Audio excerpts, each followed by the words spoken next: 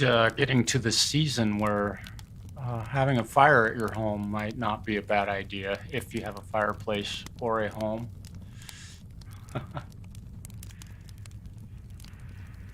I would love to own my own home.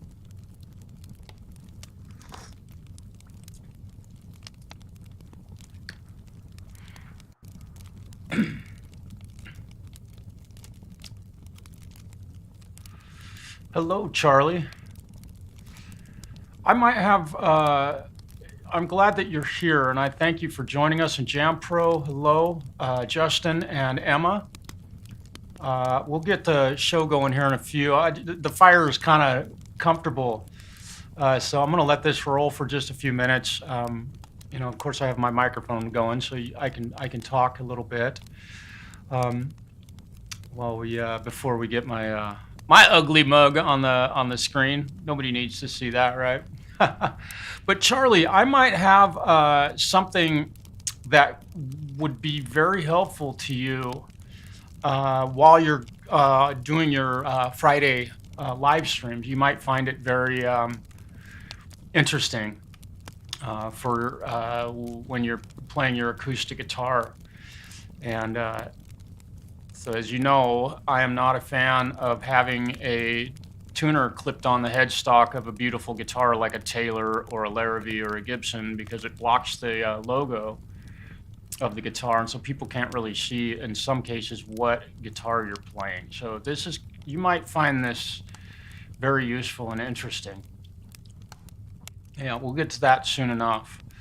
But we're also going to talk about, and we'll get into this pretty deeply. A lot of this stuff is going to be rudimentary stuff that Jam Pro and you may be well aware of, but you might find I don't know. It's possible I could teach y'all something. Yeah, we'll get to it here soon enough.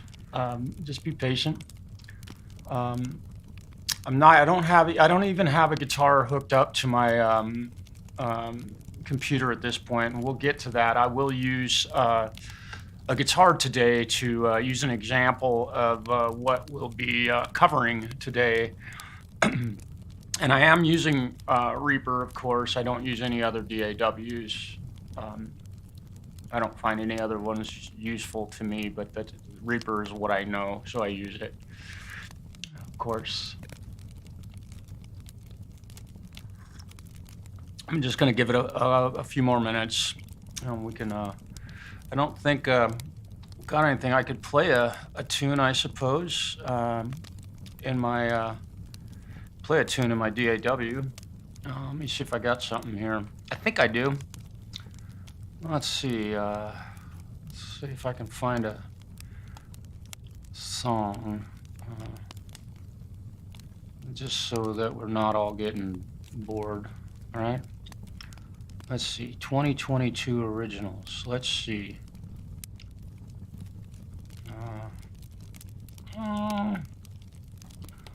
Let's see. Oh, nah, those aren't. What's the name of that song? I can't even, I've written so many songs that I haven't released. I can't even remember the names of them in most cases. Let's see. Oh, I know. There it is. Let's see if this will. Maybe I can play this song. Okay. Let's see. 324. Okay, so we'll play a mix. We'll play a mix of this song that's recorded with somebody everybody knows pretty much if you're in any kind of musical venture on YouTube or a part of any what we'll call music communities. So let's see. I haven't listened to this song for a while. We'll play this one and then we'll get to the broadcast soon enough.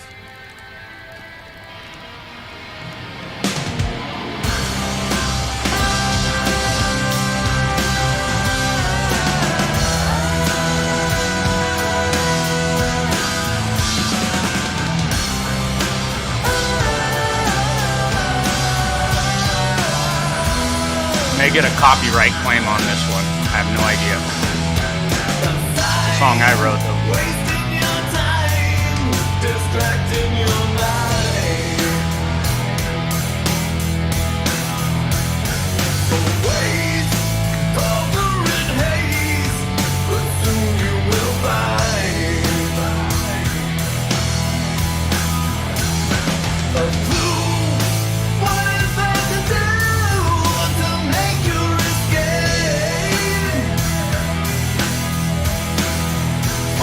Find your peace of mind. It's only what you need.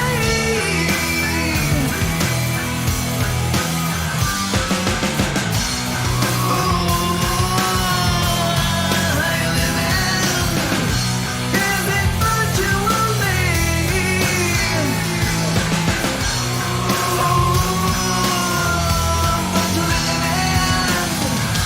Reach the sky to be free.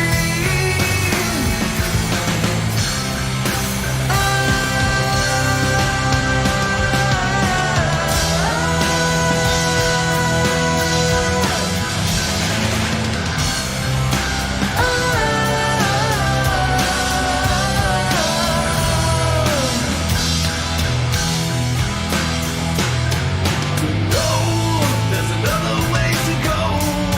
It's breaking your chain.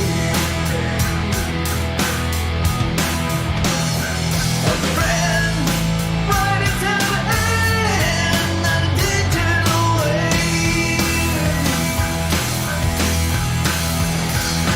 Alive, middle of the night, while you're lying awake. It's real, no matter how you feel. Don't make my mistake.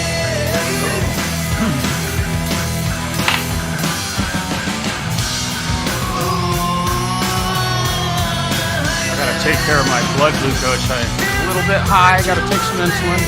Just had a little snack earlier.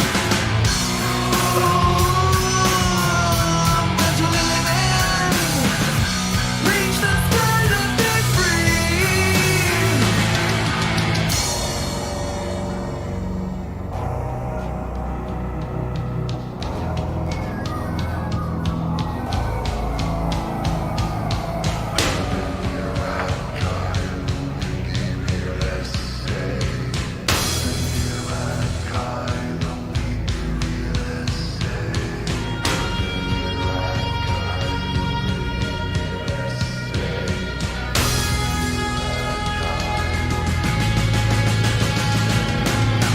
We went to heaven to be free. We reached for the sky. We went to heaven to be free. We fell from the sky.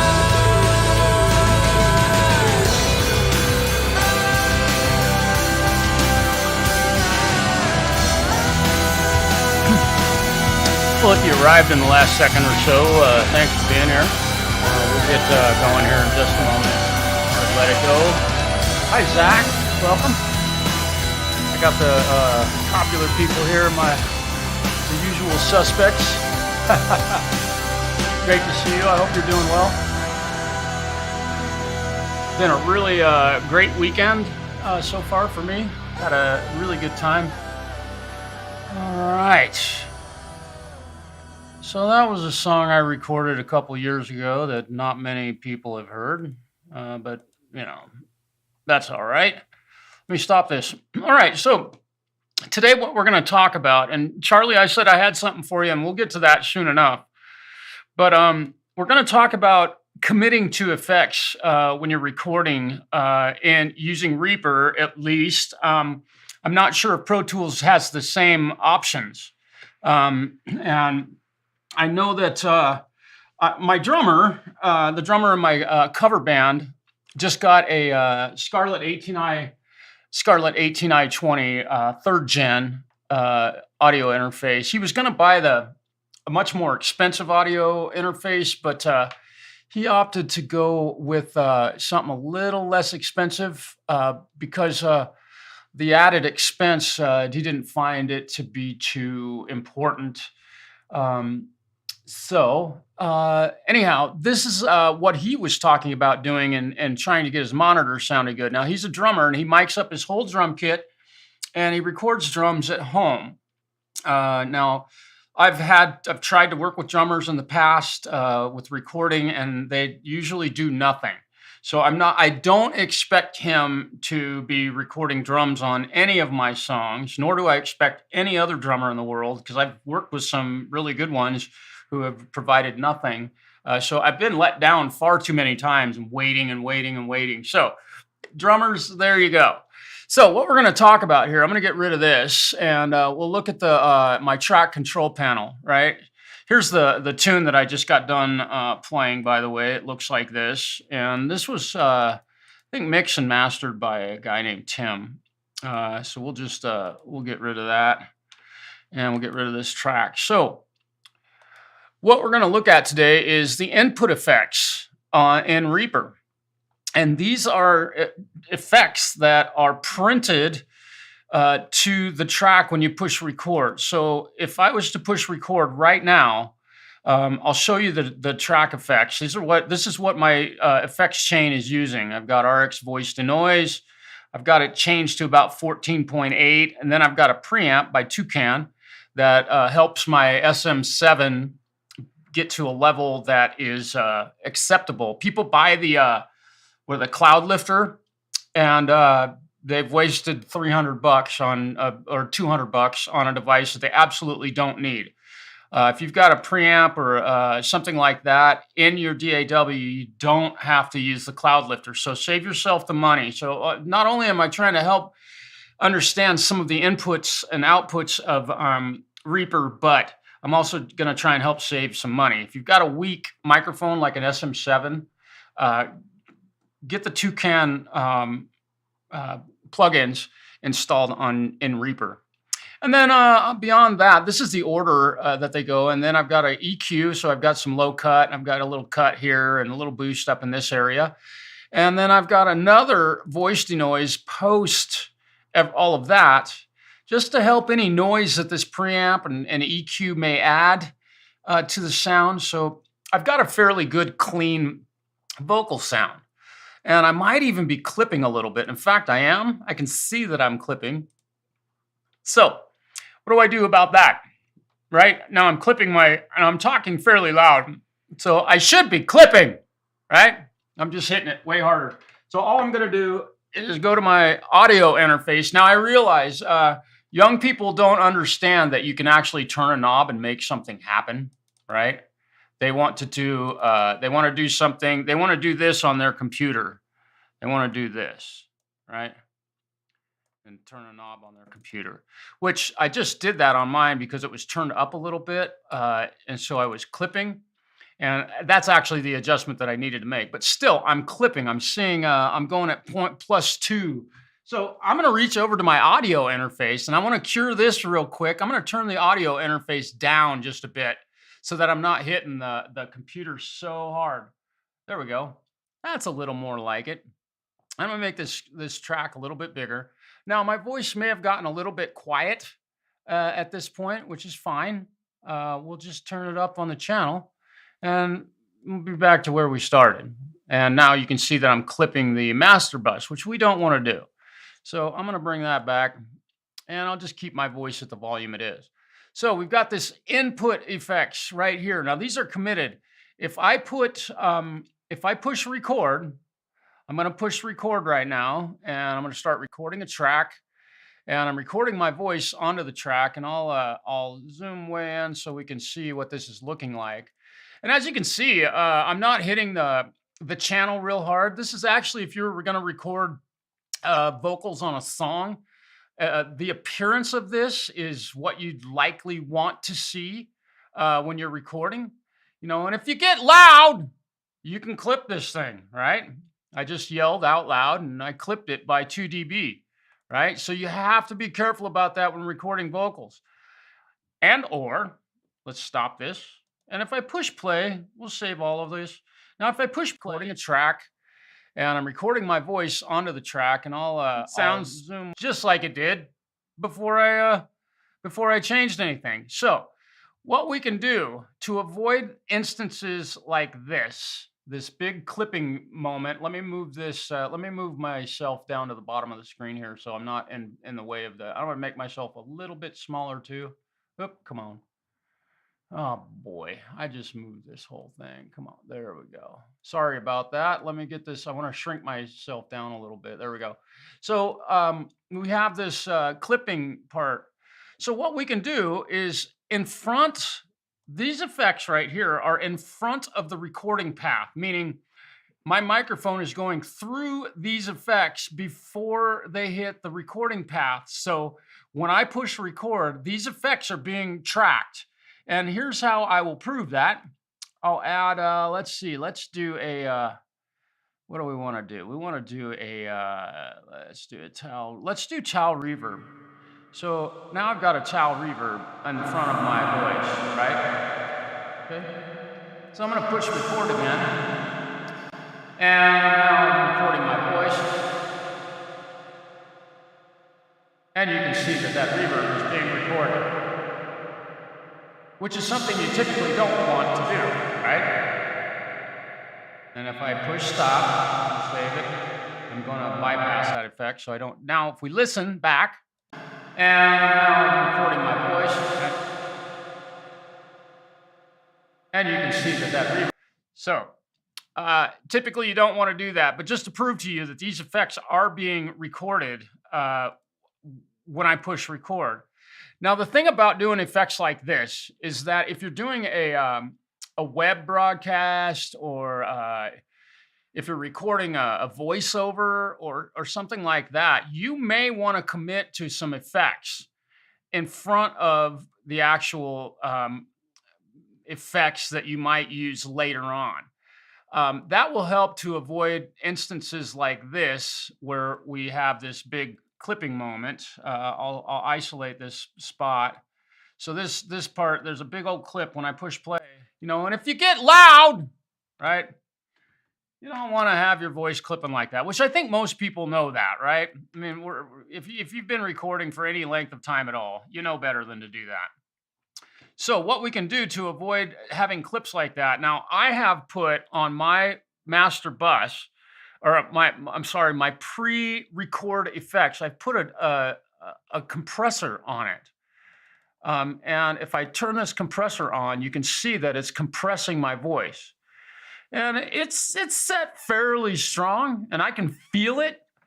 And so now this is going in before the recorded track. So I'm going to commit to having this compressor on my voice. So when I speak, my voice is going to be pretty good. It's going to sound pretty normal. And you can see that the quiet moments, the quiet spots where I speak are fairly well pronounced.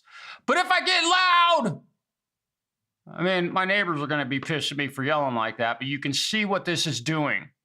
Now, this might be a bit strong for compression. We might want to back it off just a little bit. And at that point, I'm barely touching it, but now I've got a pretty good, so you can get a real natural sound and avoid making mistakes like we saw earlier where we clipped it. So this is a good way to do this. And we'll listen, let's see. But if I get loud, you can see that my voice didn't peak out. And when I'm speaking, the quiet spots where I speak are fairly well pronounced.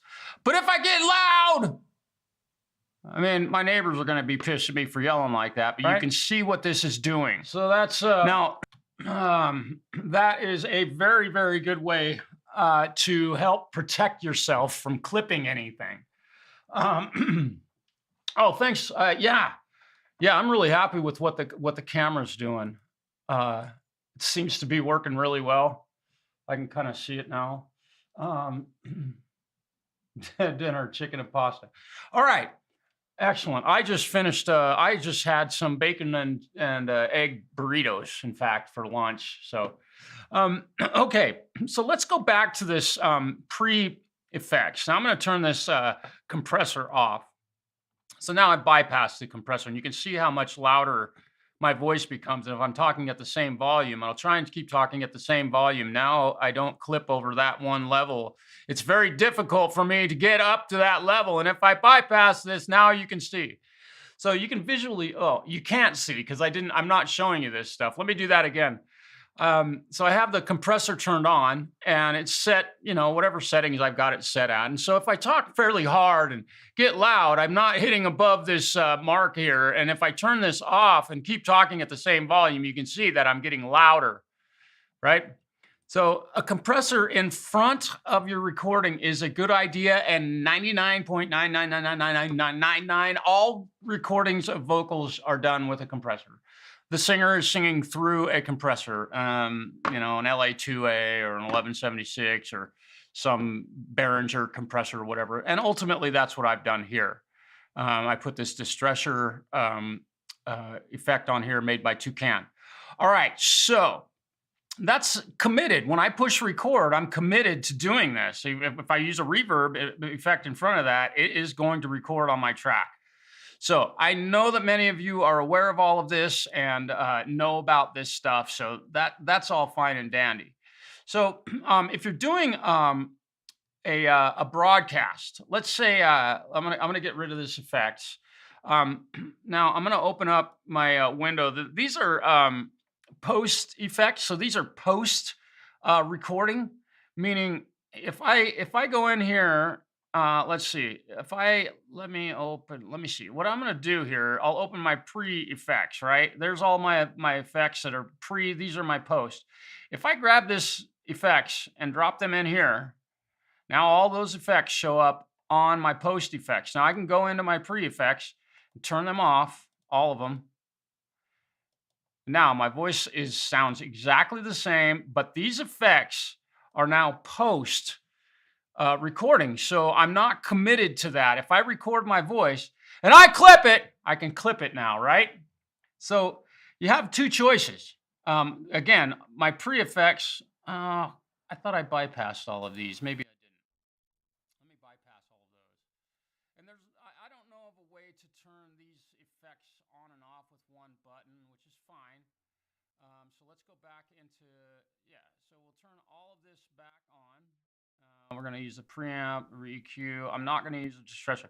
So now my effects are post mix, right? But my voice sounds pretty much the exact same volume. Isn't that cool? Right? But you can see that my voice is going into the computer very quietly, but it's coming out nicely. Very nice, right? So I'm doing all of that post effect. Now, here's something that I think Charlie might find very, very interesting. Now, I'm going to, let's see, I've got these. I'm going to, let me close this. I'm going to delete, I'm going to remove all, I don't know if I can, maybe I can remove, I can remove all of these. Okay. So now I'm going to turn these effects back on. You notice my voice got a little bit louder. I like to run them in front of my microphone. It just gives me something that I know I can't really mess up. Right. So here is something that Charlie may find very interesting. Now, if you're playing an acoustic guitar into a track, right, and you want to avoid putting a tuner on your guitar, your beautiful guitar. You don't want to have a tuner on it. What you can do is go in here and in Reaper, in the VST effects, you have an effect called Reattune. You can add this to that effect. So if you're seeing Reaper while you're playing your guitar, let me grab mine. I'll just do this for the sake of argument.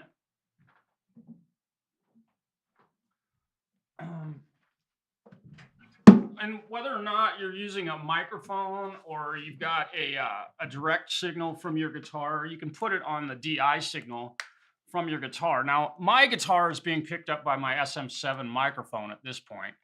So here we go.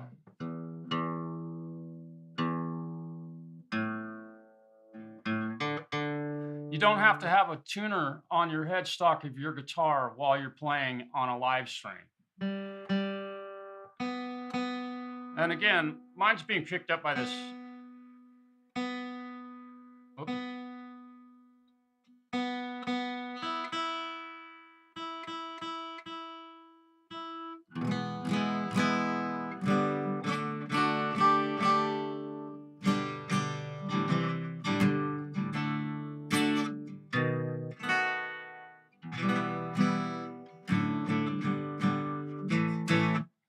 Now, there you go, Charlie. Set the tuner as the first. Yeah, yeah, yeah, exactly. I've got it running through a compressor, and also I wouldn't normally do this on a mic. I mean, although you can, I think typically you would use this on a. Let me remove this. What I can do is I'll plug my wireless system in here. We'll get this fired up so I can have a guitar signal going in just to its own.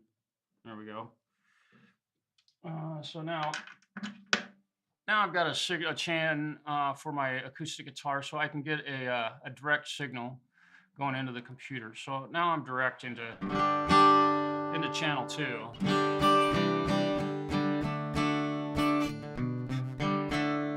So this is my DI, which I believe that Charlie typically uses a DI. Put the retune. You can do it post, and you can even put it in front of the. We'll put the tuner here in front of the recording, and now it's the first thing in my signal chain, and so no effects.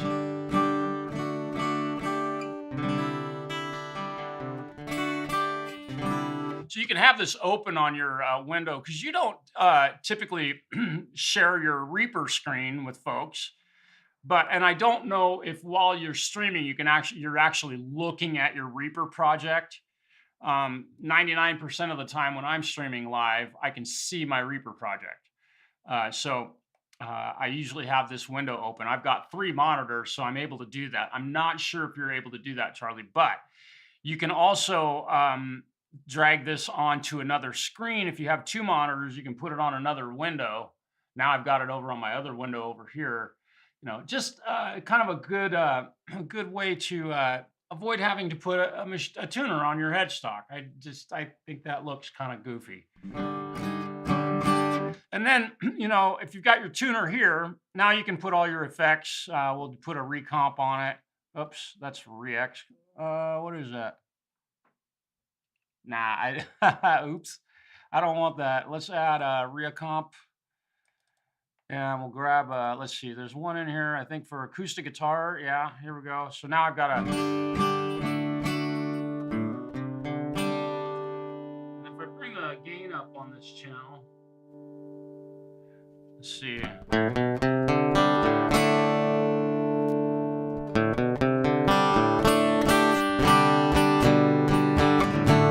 Right? Now I got some compression and I can add a little bit of reverb after. And we can do, let's use, what is it? Reverbate. Should have Reverbate. There it is. And we'll see, we should have a little bit of reverb.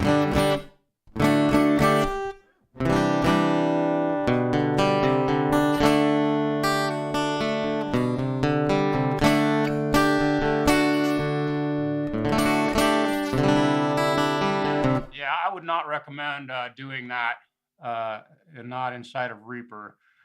Some of the advice that you'll get on here is a little more advanced than folks should probably be messing with. So we want to be careful about offering too crazy of stuff for folks to do. And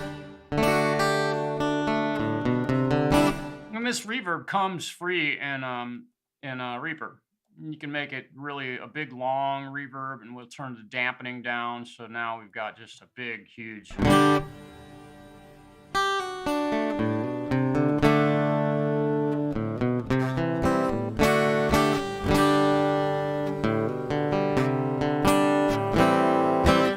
And you can see that my tuner is always active. I close these effects and my tuner is always there.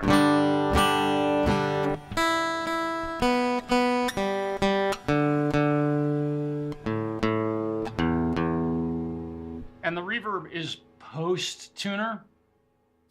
So it's just a way that you can do this without even having to, if you're looking at Reaper while you're streaming, or you may have a lyric sheet or something, but you can leave this open on your desktop and be able to use it at any moment and not have to look at the tuner, and nobody has to look at the tuner. So that's just a little unsolicited piece of advice. But I noticed a tuner on your guitar the other day, and that's just a personal thing. It really bugs me.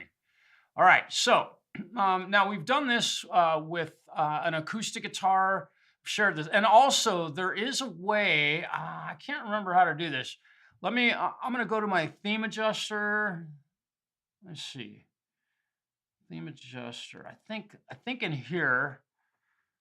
There's a way. Let me see. Track control panel folder. Let's see. Name side, meter side. There's a label and values. Is that it? No, I can't remember. Meter location, sends list. There. Is that it? No. Sends list. I can't remember. There's a way that you can have it show your effects over here. I'll have to dig into that a little deeper. So here's another way that you can use this trick with an electric guitar. And I'm going to put this one away. Let me grab an electric here. I wasn't really planning on playing a lot today, but we'll go ahead and do this just because we can, and it's kind of fun to play a little electric guitar, right? Love electric guitars. They're awesome.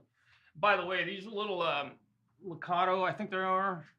What brand is this? Yeah. These little wireless units are really killer because you don't have to have a guitar cable plugged into your audio interface that you roll over constantly. All right, so let's see. What do we got on our post? We've got Reverb8 and we've got Reacomp. So I'm going to remove that and I'm going to remove that. And on the front end of this, I've got nothing, right? Oh, I got Reatune in front of this. So we can, after Reatune, and you should be able to hear my guitar, right? There's nothing on that. So here's what we can do. In front of our channel, we can add, let's add Rebay, because it's such a cool plugin. And so now, right? So now we're committed to recording this plugin, right? We're committed to recording this plugin. Committed. If I push record right now, I'm going to delete my voice. No, if I push record, we're going to record.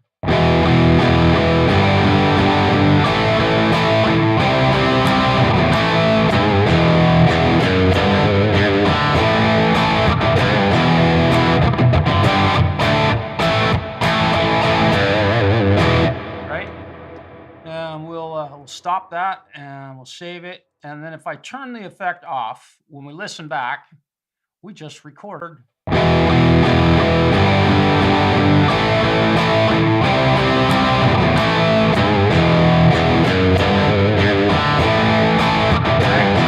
So we recorded this effect in front of it. And at that point, we are committed. We can't... there's nothing we can do to really change this aside from EQ it or put a compressor on it or something like that. So why would you do that? Well, I'm not really sure why anybody would do that. So you put the effect in this end of things and you delete it from the front end of your guitar track, right? So now, oops, let's delete it from here. All right, so we've got our tuner. And we'll go to our post effects and we'll add archetype Rebay, right? And so now when we record, we're going to record a direct signal from our guitar. And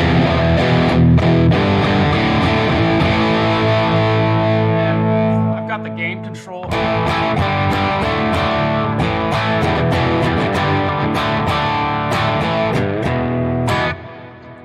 And if we look at this, I know I've got all these effects in front of the recording, but you can see the major difference in the appearance, right? So now we've got this, right? If I bypass the effect,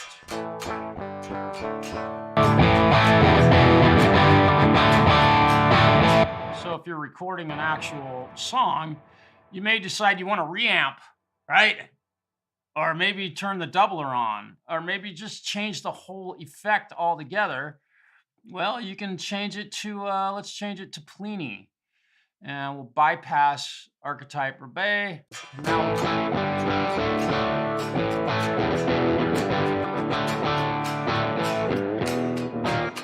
And maybe you want to retune it, right? So if you're putting the effect in front of the track, again, if you're putting it here in this area, you're committed to it. When you push record, you are going to record that effect. Here is, especially with the guitar tracks, having it in this position is a far, far better choice, in my humble opinion.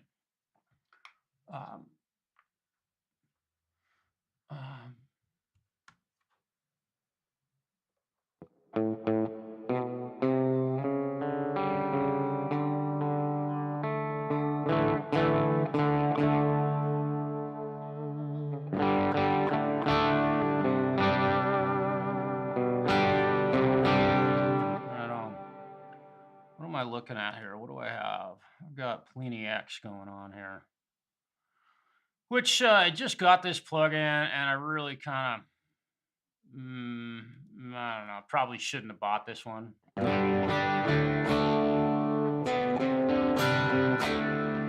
Probably should not have bought this plugin. I really didn't need it.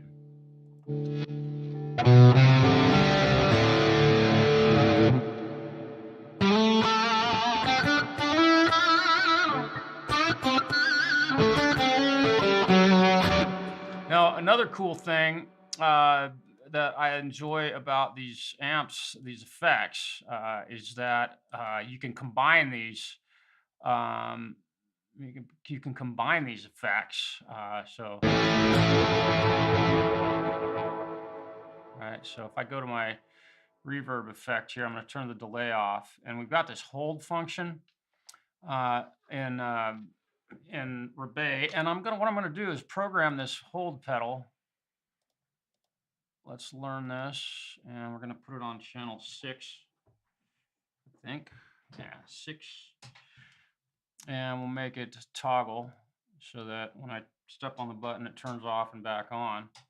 Right, so I'm gonna, let's see, I'm gonna grab a G.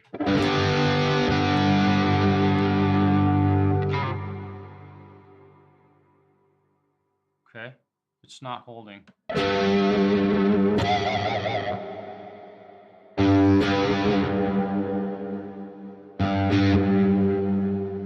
Huh, I wonder if I have to put this post. That's interesting, that the hold...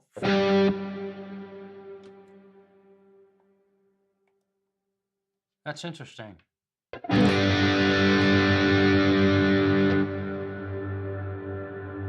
it goes.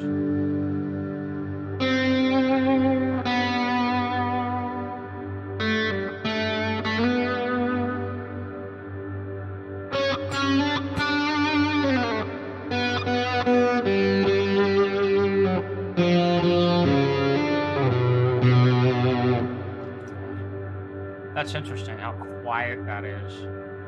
Probably because I should be able to turn that off. Yeah. Let's get rid of archetype Plini. Let's see what this sounds like. We'll turn our amps and stuff back on. I'm just messing around at this point to see if I can make my make my stuff mess up.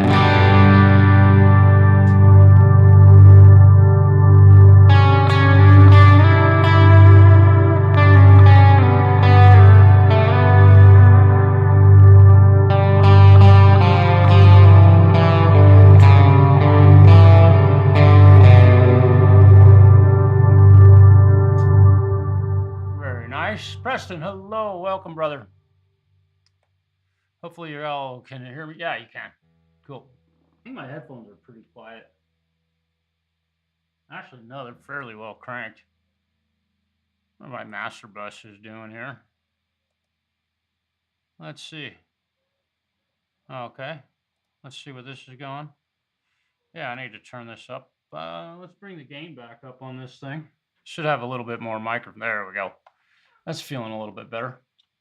So yeah, I'm just at this point. I think I got the stuff out of the way that I really wanted to cover with regard to putting effects pre-record versus post-record, or if you're doing a live stream, putting them in front of your post effects. There's not necessarily an advantage to doing it, putting effects here versus putting effects here, aside from if you're performing a vocal take or even a guitar take and you want to add a little compression so that if you do hit a note too hard or something that would have clipped, you don't have to worry about that happening. You've got a compressor in front of your, we'll call it a tape machine, right? So that's kind of a cool little trick to doing all this stuff, right? And let's see how this sounds. Yeah.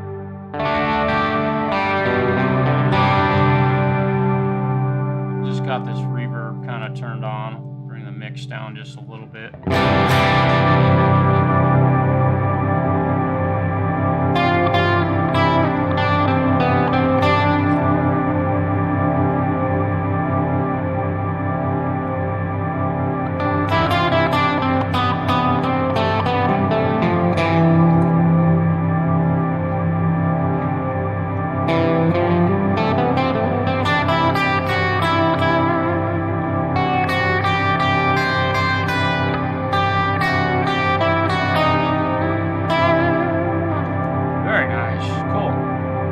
Fun effect. That whole, I love that whole thing. It's really cool.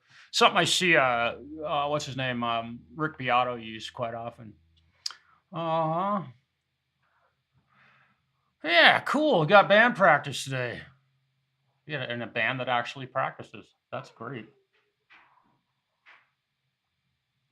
And it seems like this computer is holding up pretty well today. It's seems like it's behaving pretty well. Yeah, let's check my performance meter real quick. Let's see, where's my? I gotta go to view. I'm trying to go to file. Let's performance meter. There it is. Oh, 1.1%. It's hardly even touching this thing.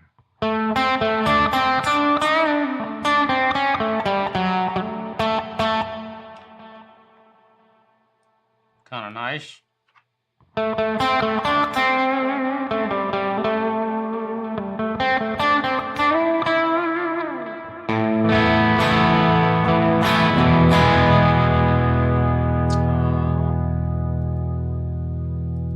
Oh, interesting. Okay.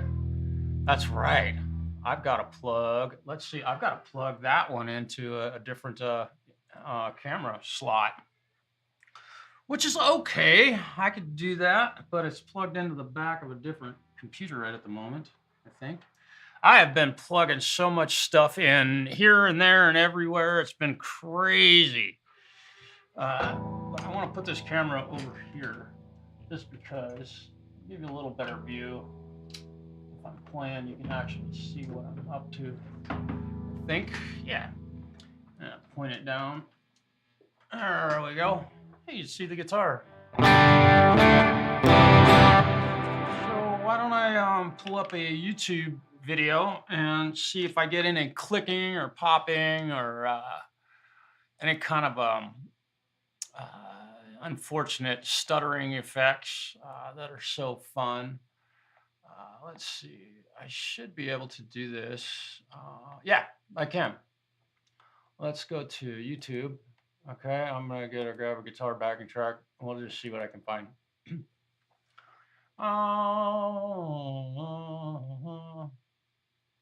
Let's see.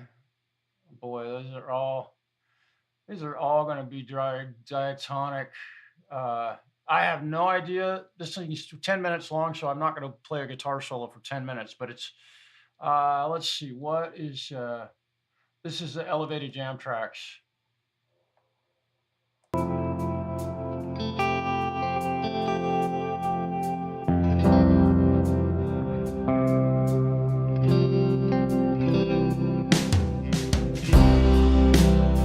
Yeah, tap so here we go. What I'm going to do here is tap tempo, and so I've got a quarter notes, looks like half notes. Let's make it dotted quarter notes. We'll make this one quarter notes. All right, so we want a ping pong. Just dual, very good.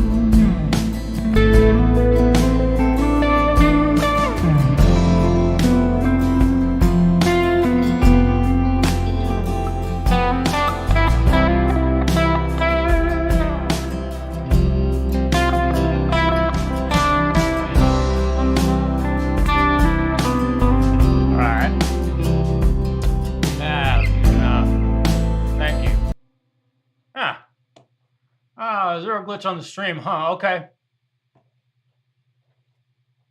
Yeah, I'm not recording at all. I'm just going live, but I definitely heard something glitch there. That's cool that you couldn't hear it on the stream, but it really sucks that I have to hear it on a machine like this. It's really tragic. So yes, you know what machine I'm using at this point. But what I can say is that what I'm seeing with regard to all the metering stuff, this thing is working very, very well right now. Yeah, it seemed like there was just a little bit of stutter. It's a stutter, like, and just for a few milliseconds or whatever, but enough that I can hear it. But no, it's not muting at all.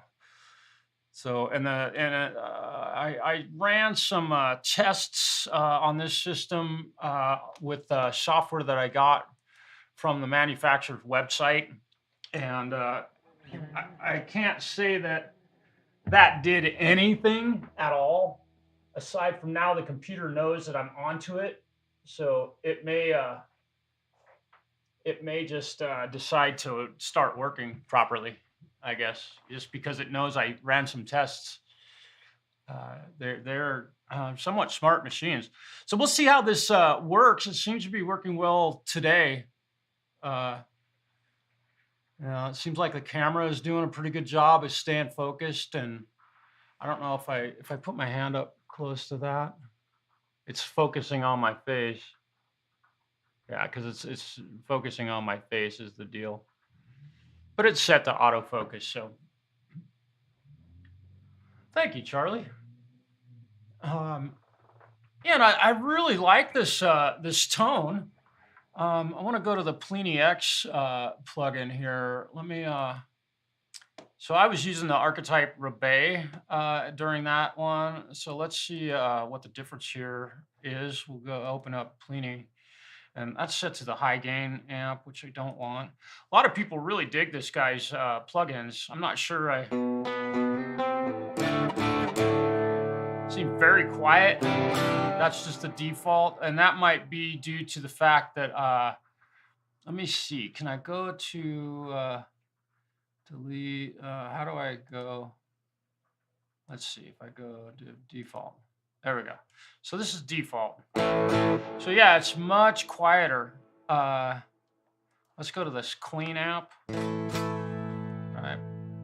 So this is so quiet. Go to the high gain app. Still very.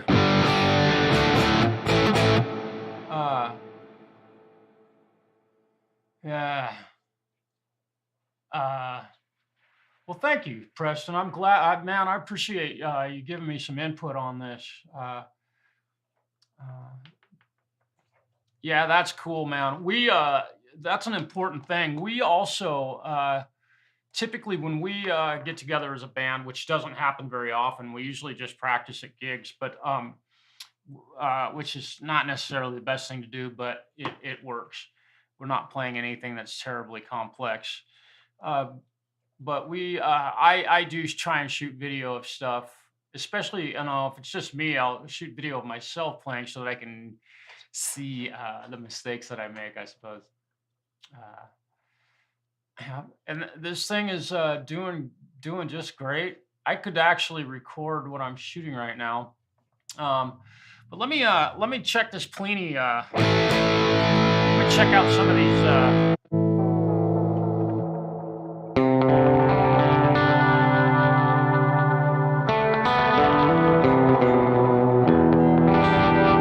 That's kind of a cool one.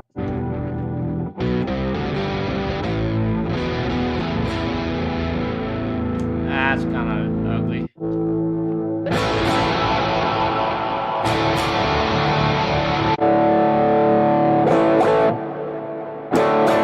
Boy, listen to those mids. Kind of cool. Kind of cool. All these different tones just by pushing an octave.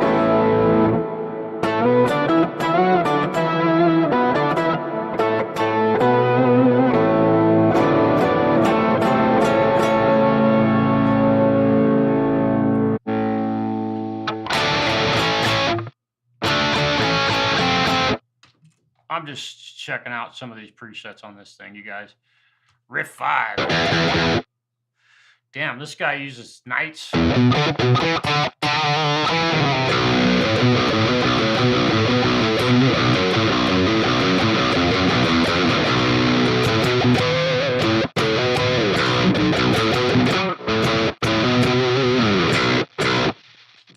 of cool. Heavy. Heavy.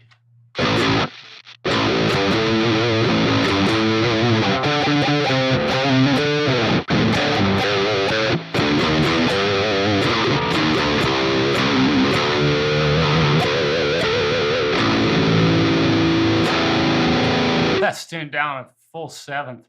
Wow. All right, nice. So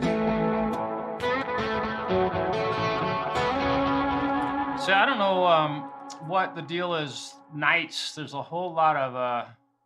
So we're gonna move forward. Oh, that's interesting. Very interesting.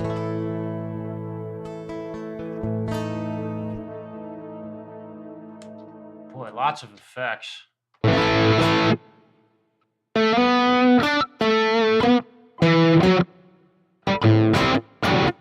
Now, I don't know if these presets, oh, you can't see what I'm doing here. I don't know if these presets are names of songs that the guy has recorded. I don't know. But Electric Sunrise, I don't know if this is a. Pretty cool sounding effects, though. Are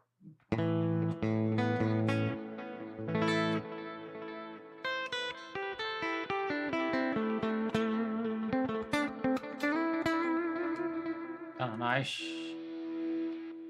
Ooh.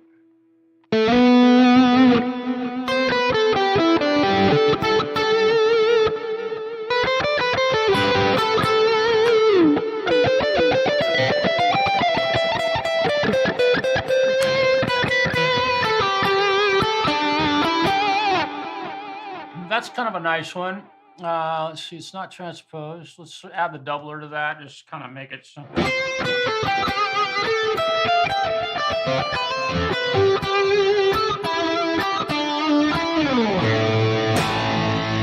Let's try this one with a backing track. Why not? Right? I'm gonna keep pushing this thing. See if I hear any other glitches. Oh, we'll see if I can find something here. Filthy, nah. Oh, there's a Mixolydian. Whatever. Okay. Okay.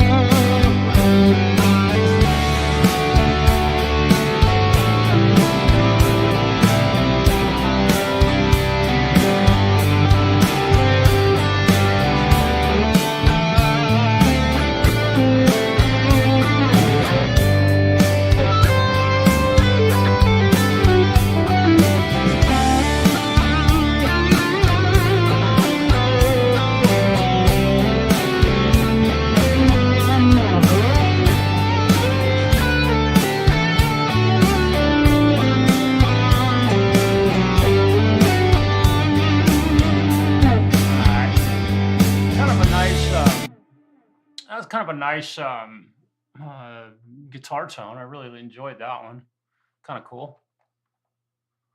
And that was using a Plini, and my guitar going into the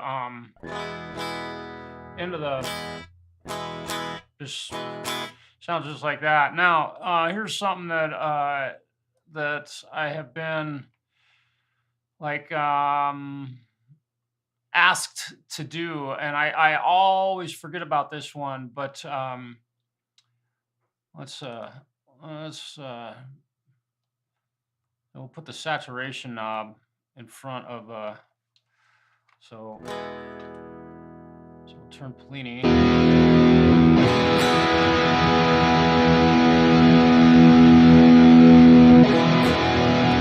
Wow.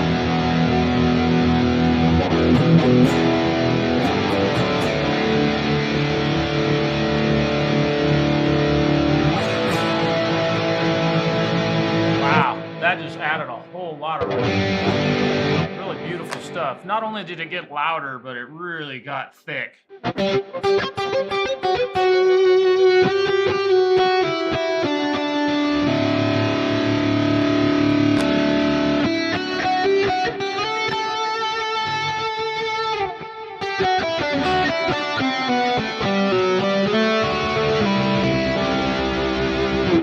So I've just placed the saturation knob in front of the Plini X. So ultimately, I have a tube screamer in front of my Plini uh, plugin.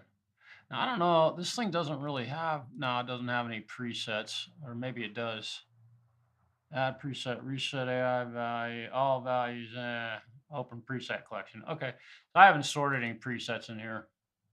So kind of a cool thing to be able to do.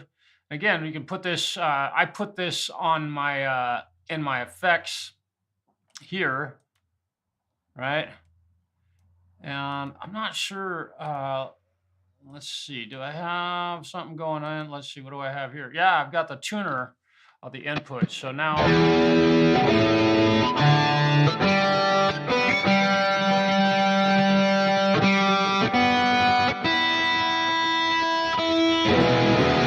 yeah, my tuner is always available with just a click of a mouse, and I don't have to cover up the headstock on my guitar. Kind of cool. You probably have a if you have Pro Tools or whatever. I'm not sure if they have the same hierarchy for putting effects in front of your recording and after your recording so that you hear the effects going in. I'm not sure if they do that, but kind of cool to be able to do this, to have a tuner available. And you can, let's see, so you can float, right? So now I've got my tuner up in a different or on a different window so that no matter what I do over here, and I pinned it to this window. So now I won't lose it, regardless of what effect I see over here. My tuner is always right in my face. That's kind of cool. And of course, these plugins have tuners in them, which is fine. They work good. Let's check this cleaning out a little bit more. Cool effect. Now keep in mind, I have my my saturation knob. I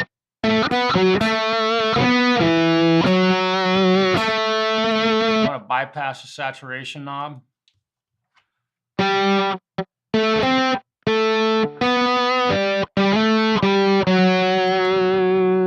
Not really happy with that tone, but yeah. And this one has a huge noise gate on it also. Look at this gate. They don't want any noise going off of that.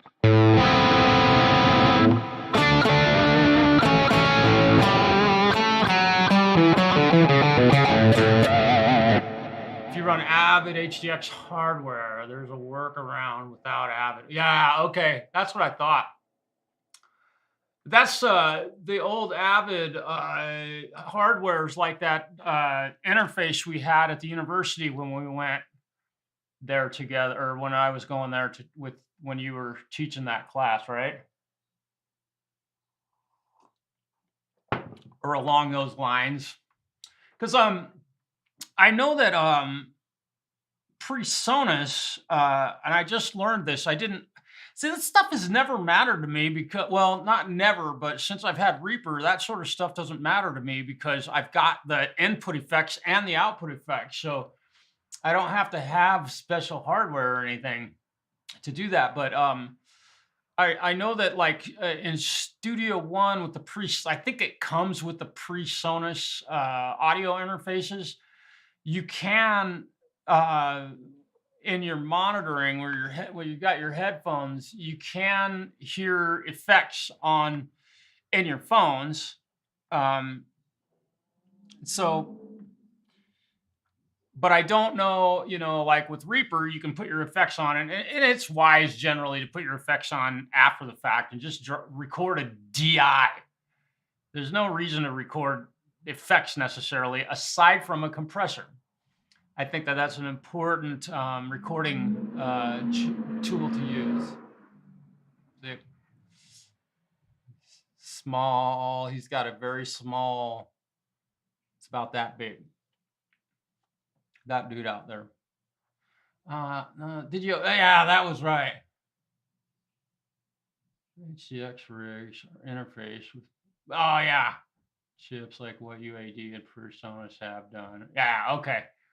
Yeah. Yeah. So he was talking. So the fact that he's running Studio One, I don't know if he'll be able to do things the way he was doing before. So he may need to switch up to Reaper to be able to monitor himself because this allows you to do all of that stuff without having to buy special software. Any audio interface in the world, you can record the effects that you have in front of it, or you can put the effects on after the fact and record just a DI signal. Um, yeah, DI box. Yeah, they're pretty good to have. With Reaper though, again, you don't really need one. Uh, I think you're running Reaper, and I don't remember, but you know, this voice that I recorded is going through again through this compressor and stuff, but all of this stuff happens after the fact. So, and even on my now on my guitar channel, I've got the tuner which is open over here. I've got my tuner that's happening. It's right here. It's before these effects. Um, so that's all I have going in. But then if I record this guitar track again, and I'll do this. Let's see. So I'm just recording a little sound all nice.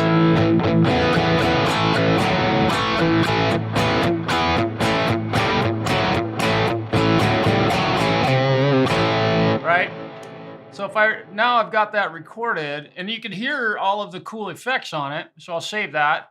If I bypass the effects, all you get is my dry DI record.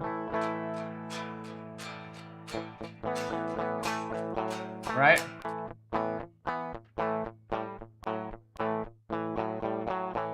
That's a boring old dry guitar, and now I can listen to. I know you know this, but, and if I don't like that amp sound, I'll just go to Rebec. We'll turn off that one and we'll go to Rebec. And we'll go to a different.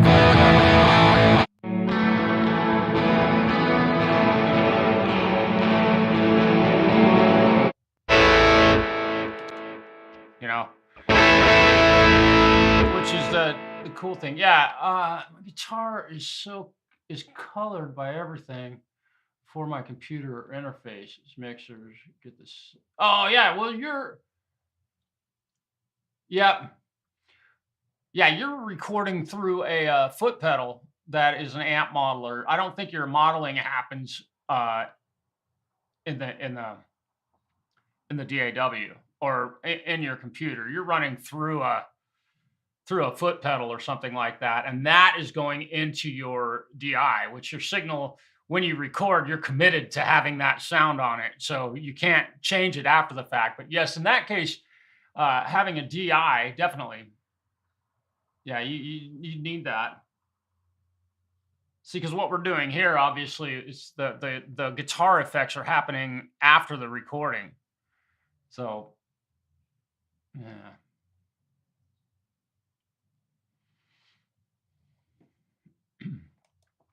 Yeah, and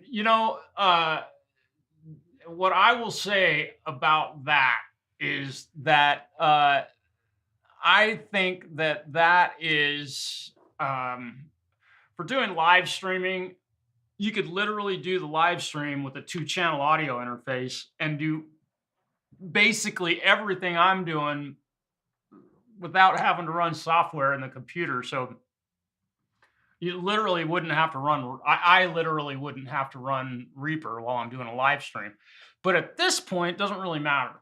On the other thing, it did kind of matter a little bit because I've run out of processing power. Now I don't think I can. And I'm kind of committed. This thing is doing pretty good today. I ran some testing on it, and this thing has been really, Justin. I knock on wood, but it's working good now. But it'll undoubtedly something will happen. I'll be watching a YouTube video and it'll happen. I'm almost certain of it. But so yeah, Preston, I would highly recommend getting a DI. You can buy you can get the unpowered that don't even require phantom power direct DIs for really cheap. I think they're $20 on Amazon. Would allow you to run out to your foot pedal and then an XLR cable to your audio interface. Yeah, yeah. I don't know what Preston, I'm curious what I think I know you've told me before, but and I forgive me for not remembering because I'm terrible about this stuff, but what pedal are you using to get your amp sims or your amp sounds, I should say? Because I know you're running through at least I see that you're running through a pretty good pedal board. Um, yeah, you don't have to buy an expensive one if that's something that you need. And you could also you could technically have a DI if you've got a little mixing console that's stereo. You could run the right output through your pedal board and run the left output directly into your audio interface.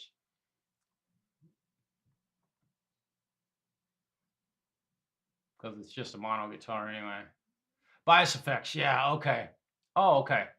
And so you're going through an iPad into your mixing board, I think, and that's going into as your oh, you have a two-channel audio interface. Simple quarter-inch Y cable for now. Yeah, there you go. That would be one way to do it for sure. Yep. Yeah, because anymore you don't need much more than that. Yeah, and with your God, I wonder, couldn't you just run your guitar direct into your audio interface so that if you're recording a dry guitar signal, and then out of that into your iPad to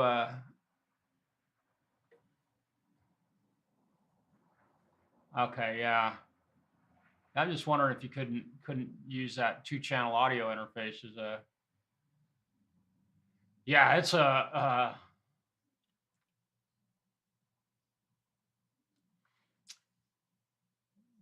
yeah, that's an interesting way. Well, I'm definitely I am hell bent. I'm saving every penny I got or I can to get myself um, the Fender foot pedal control. That that seems like a really cool device. However, I don't know if anybody else has seen the Boss amp modeling unit, which of course it says it models a Soldano SLO 100 and it models a dual rectifier and it models all these other amps, which most people have never played through one of those, so they have no clue what they actually sound like. So the fact that they even put those names on these boxes or even on amp sims like the Neural DSP stuff, which they don't, but nobody knows what an SLO 100 sounds like. Nobody's played through one. Not many people have played through them. Yeah. Yeah. Yeah, that IR2, dude. And I'm seriously looking at that because what that would do is it would make my live gigs become my equipment, my pedal board, and my guitar. That's all I would have to take to get live sound, and it's in stereo even. So, so I do have stereo effects that I could use in that, and then I would have a stereo guitar signal at live gigs, which really isn't that important, but um, yeah, yeah. But you don't have an SLO 100. I get that. And that's everybody says it. Yeah, again, I'm just saying that Bosch saying that their amp sim sounds like a dual rectifier. Yeah, it kind of does. At least for the at least I owned a dual rectifier, an actual Mesa Boogie dual rectifier. That IR2 really does come close. He's rock. Well, yeah. But you've never until you play through an amp, you really don't know. Uh, just because hearing one is one thing, but feeling what it feels like to play one is right. Right. Yeah. I don't have the only amp I own anymore is a Hughes and Kettner. I don't own any other amps, and I'm about done with them. I'm that close. I'm that close to not ever plugging into an amplifier again. And in fact, I don't even have to. I could take my laptop and my audio interface to a gig and have I can play through any of the amp plugins I'm using right now and have that tone. And I can control them with my MIDI controller that's here at my feet. So I could use this stuff at a live show, technically. Just yeah, that IR2 looks like a really cool effect, and it's only it's like $200. So I haven't. I know that you can pre-order them in the United States. I think they're already available in the UK. I'm not 100% certain,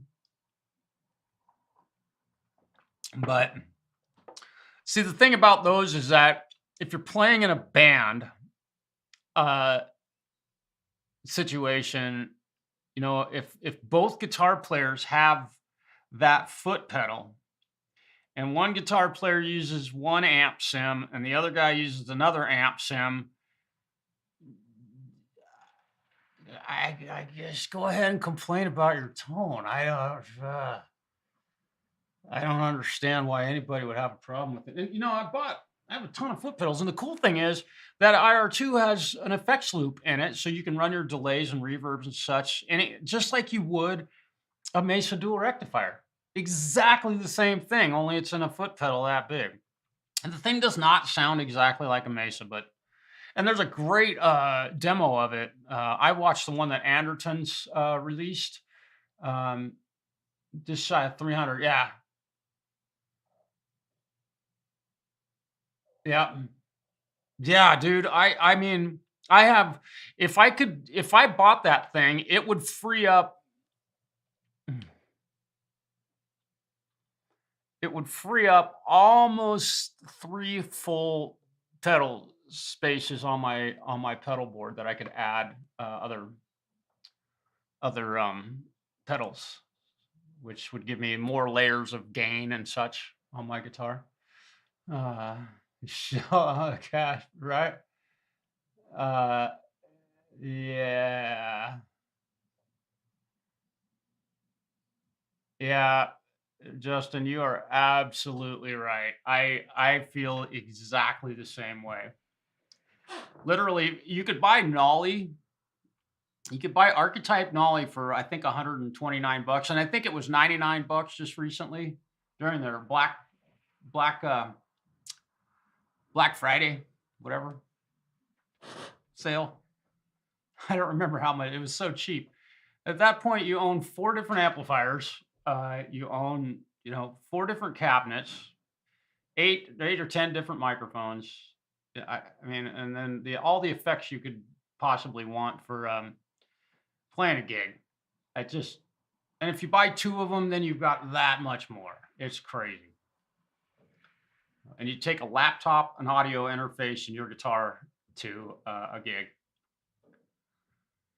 Which I have not done that yet, man. I'm this close to trying it, but I just I don't have the balls. And also, if I did that, I would lose my pedal board. And I got to be honest, not having my pedal board in front of me at a gig that I've had that pedal board in front of me for oh yeah 2 decades now. Not the exact pedal board that I have now. Acquired a lot of pedals in that time, but almost 3 decades. So, in fact, whew, it is 3 decades. So it would be awkward for me to go do a gig and not have my pedals, my Tube Screamer, my DD5, and all that stuff to use. That would be an awkward scenario for me to try and cope with. I wouldn't. I don't think I would enjoy it too much, but it's close. And I can tell you that that Fender, whatever the Tone Master Pro or whatever it is, man, that thing, oh, that would be that would be a good one to have. I would be willing to get rid of my pedal board because I could build my exact pedal board onto that device, and it would basically be exactly what I have, but I take this to the gig instead of my amp head and my pedal board, all that. Oh man. So again, the efficiency of doing that stuff is really, really, I think um, a cool option. Let's see. Is that a stuck dead pixel on your camera or dust right near the neckline edge of your shirt? Hmm. I don't know. I don't see anything. I gotta. Uh, yeah, there might be some dust on the lens on that thing.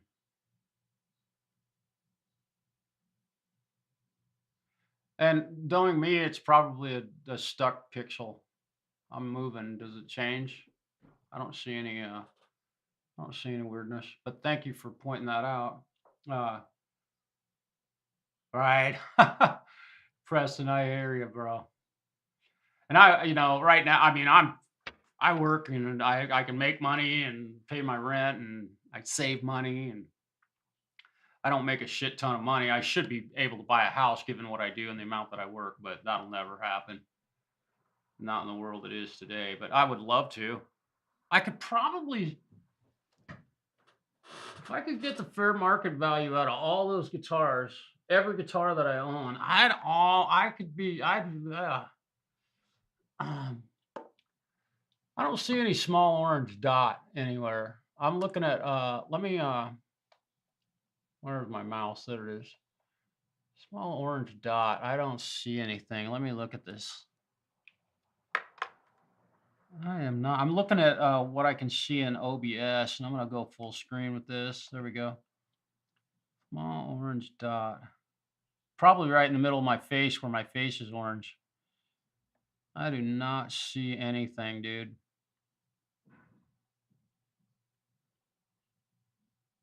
There's some small orange dots there.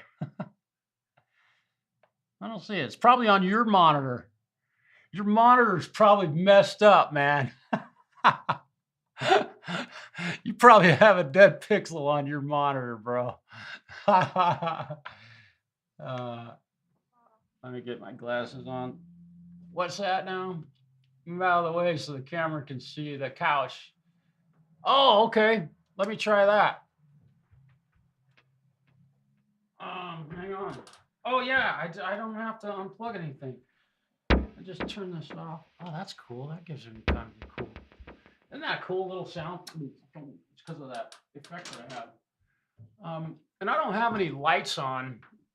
Oh, I see it. Now I see it. Yeah. Let's see what's going on with that. Maybe I have a dead pixel. That would probably be what it is. Because it looks like a dead pixel. Yep. That would just be my luck. There you go. Yep. Thank you for pointing that out. See, never forget who you're messing with. This camera is less than 6 months old. It's probably I'm sure there's a way I can probably solve that by massaging something or pulling the lens off. Maybe if I just turn my camera off and turn it back on. In fact, let's do that. Let's see if I go here. Okay, so I'm going to turn this camera off. And yeah, dead pixels. Yeah, I just tried turning my camera off and back on to see if that does it. You know, how you fix a $3,000. Let's see, did that get rid of it?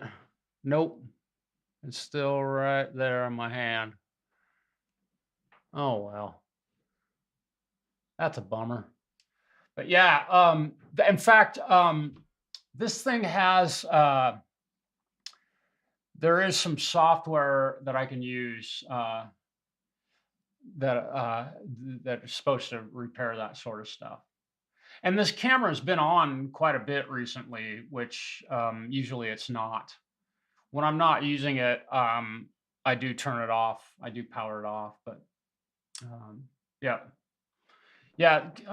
In fact, I have this software that I can run on that thing that will um, solve those issues.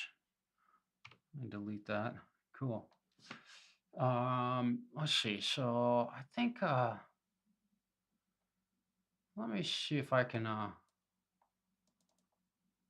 video. Okay. Oh, let's see. What do I have here? I thought I could turn that other one on. I'm gonna switch. Nah, no. I'm gonna just stay right here. So I tell you what, dude. I mean, even running this little bit that I'm running, I have not, aside from that one moment, which I'm not 100% certain that it glitched. I'm just so used to it doing that that I think my mind, anything that's weird, my mind might go there. But seems like this has been working flawlessly. But again, I've ran a bunch of tests from HP, and they I have offer some software, and it said that there was a problem with one of the USB uh, ports, and supposedly it repaired that. And as you recall, this every time I would move it would cause my video to, if I let it sit for 15, 20 minutes while I'm watching a YouTube video, I would move my mouse and I get that pause. Now it's not happening. So, and I'm using the wired, I've been using the wired, which I want to get rid of as quickly as possible. I'm hoping that I can do that. Um, but I don't like having all these wires on my desktop. I really need to clean my desktop badly. Yeah. Um, how is Miss Emma doing today? Is she good? It was great to hear from her.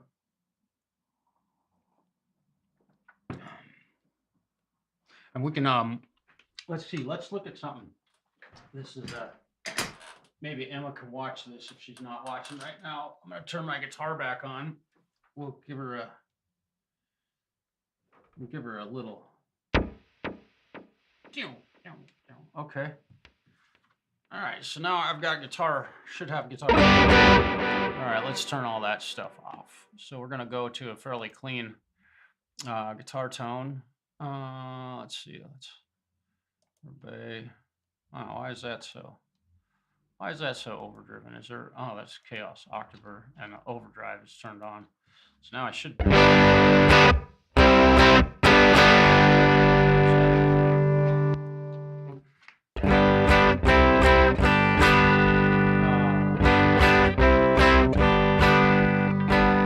Okay, so real quick, probably have covered open chords, cowboy chords, whatever you want to call them.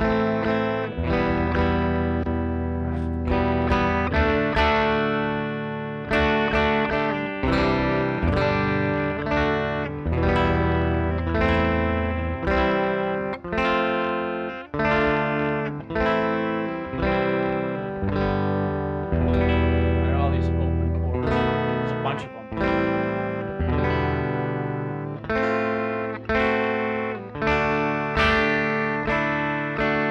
All these cowboy chords. But the chords that most youngsters have a lot of trouble with are bar chords because our hands are so small, right? But if you can get these down,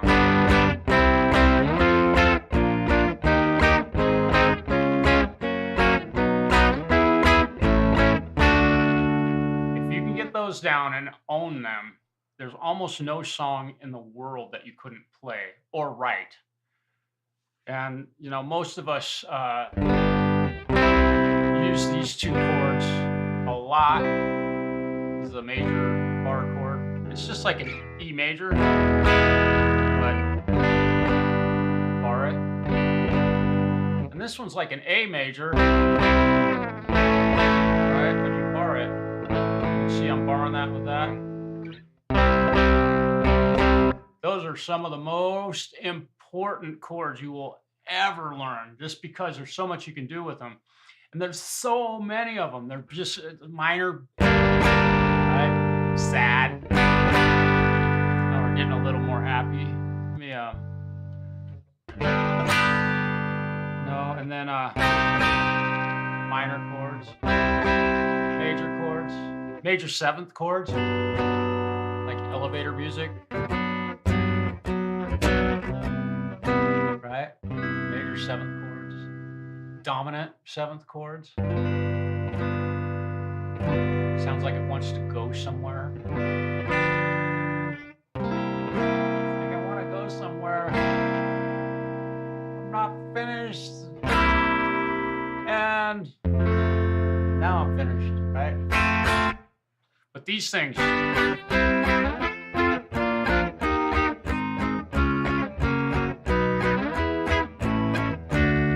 that's how you practice them.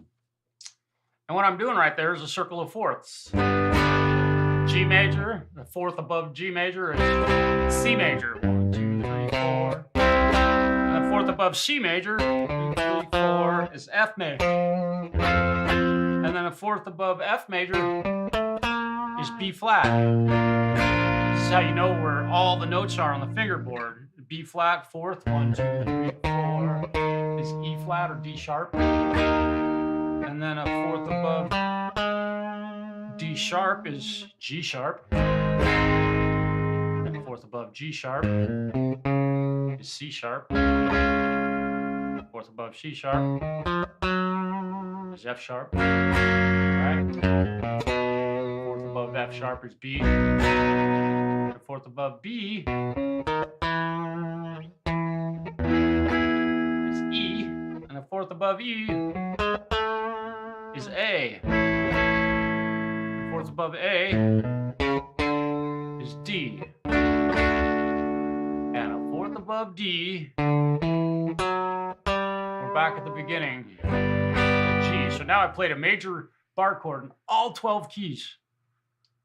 And now I know where my roots are. G, C, F, B flat, E flat, A flat, C sharp, F sharp, B, E, A, D. It's all 12. There aren't any more. There's no more root notes.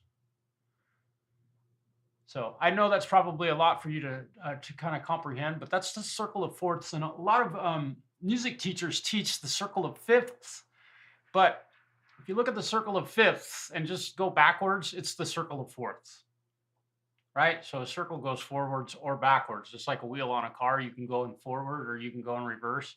There's nothing wrong with playing the circle of fourths. The circle of fifths would just be D, fifth of D is A, fifth of A is E, fifth of E is B, right?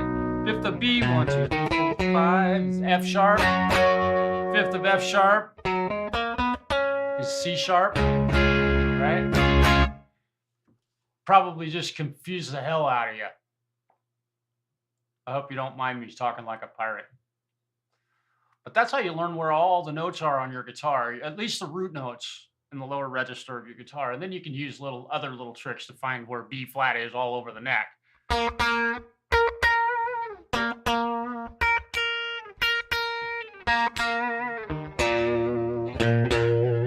Right? All those notes were B flat. They're all called B flat. And there aren't any other B flats. Oh, I forgot that one maybe. No.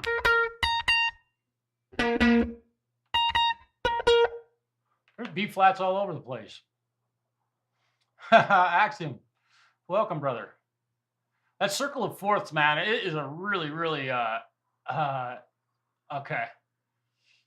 The circle of fourths is a really, really great exercise, but bar chords, and those might be a little difficult for you, but you have, I think Emma has a 3/4 size guitar, so they might not be too hard, but the shape, dad knows these chords. This one's kind of difficult, but this one pretty easy because you walk around with your hand like that most of the time. At least mine is permanently shaped like a bar chord, right?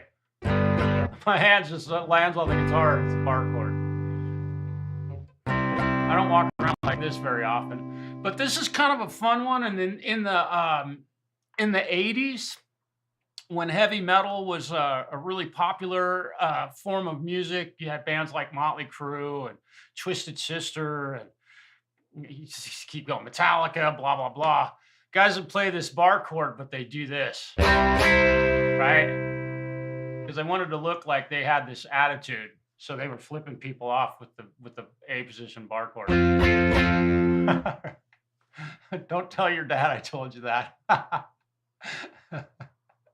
But the circle of fourths, you can play it with minor chords.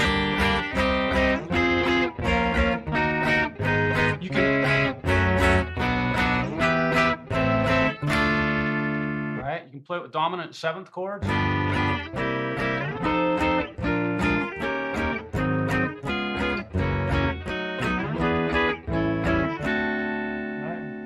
Dominant seventh chords. Minor seventh chords. We'll play a different voice of a minor seventh.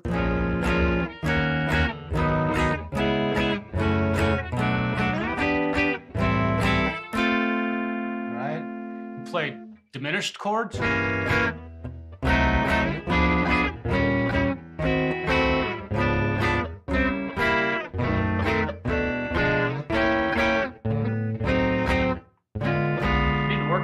My diminished chords. The E position diminished chord is kind of a tough one. G diminished. This is also G diminished, but it's B flat in the root. Right? Diminished chords are cool because every 3 frets, it's the exact same notes. So I've got C, F sharp, A, and D sharp. C, F sharp, A, and D sharp are in this chord. Now watch this. D sharp, A, C, and F sharp. They're just in a different order, right? And if I go up again, I've got F sharp, C, D sharp, and A.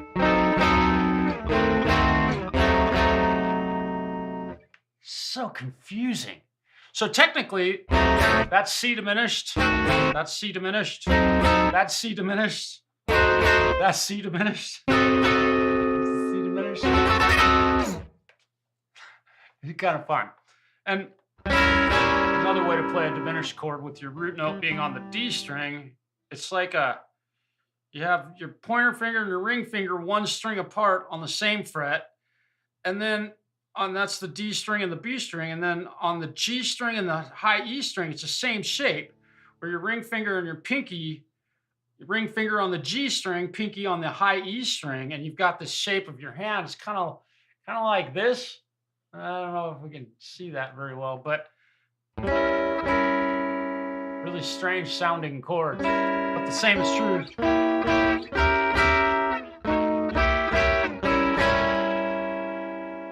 Right? So kind of cool, and you can. But this circle of fourths, if you're learning bar chord,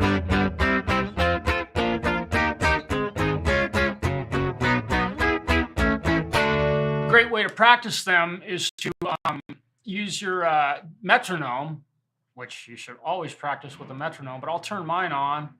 And we're going to set the tempo. Well, this is 120 beats per minute. So this is how I practice my bar chords. I'll just push play. 1, 2, 4.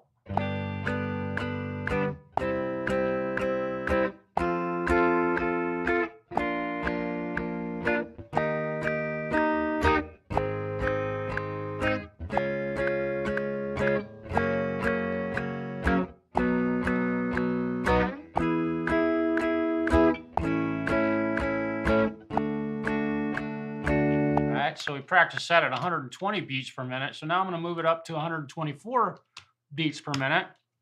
And we'll speed it up just a little bit so we can push ourselves. Not much, but it's just enough.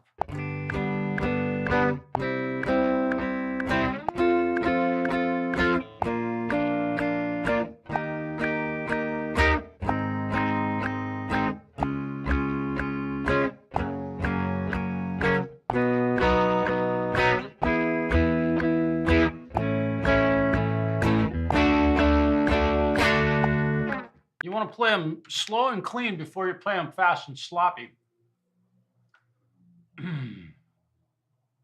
Yeah. Yeah, I'm trying to avoid showing too many different voices of C major. 'Cause there's a bunch of them. But that's how you can learn to, with your bar chords, if you're having trouble with them, you can really learn to get through them. And here's the deal. I think we covered this in one of your lessons, but this I call an E position bar chord because the chord itself looks like an E chord, right? Which you normally play like this, but it doesn't matter what finger you use. You can use different fingers to play chords. A lot of people play an A major like this. I've always played it like this, and you can't really see my hand. Some people play it like this. Some people play it like this. Right? You notice how many different ways I'm grabbing one chord. Right? And I've always been of the opinion that if there's a chord that you can play using different fingers than I use, and it's easier for you to play them, I say do it. I will never tell anybody that playing a D major like this is wrong. There's nothing wrong with that.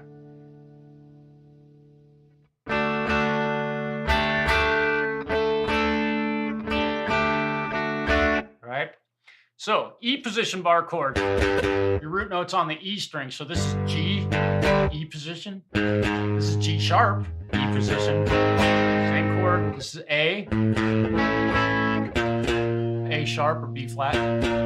So I call these E position bar chords because your pointer finger, your root note is on the E string, right? Right? A position bar chords, your root note's on the A string.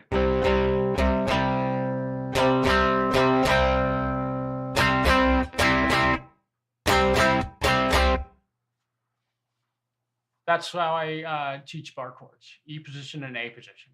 So an E position major chord, right?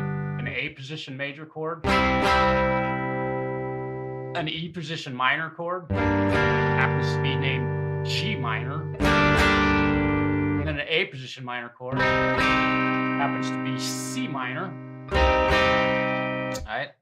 An E position dominant seventh chord or seventh chord, and you can even sounds like it's going somewhere. That's a G seventh or dominant seventh, and then a C dominant seventh. Sorry. And you can even play a dominant seventh like this, right? So lots of different ways to play these chords, and that's how bands like the Beatles and Led Zeppelin, and even really cruddy bands like Kiss wrote songs. One time they get to this chord in a song and they play a C like this. Right? But the next time in the song they play it like this. They both have a different sound. They're played in a different spot on the neck. It's kind of fun. Lots you can do with this sort of stuff. And you start putting some distortion on your guitar, and now stuff gets real. This is when stuff gets...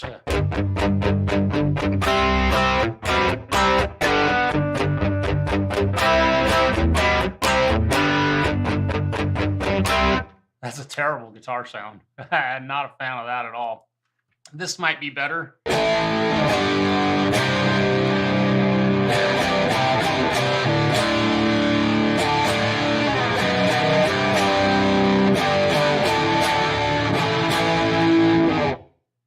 And it's a great way to warm up. The other thing about the circle of fourths, if you learn these bar chords, is that let's just say you're in a band and you're getting ready to go on stage. and you don't have a lot of time. You got like 10 minutes to go on stage and you haven't even played your guitar all day because you've been so busy setting up all your equipment and getting the PA right and helping your bass player tune his bass because none of them know how to tune them proper, except our bass player. But you got to do all this work before the gig and you just haven't had a chance to touch your guitar. You grab it, you don't even have to be plugged in. Get warmed up, get the fingers working.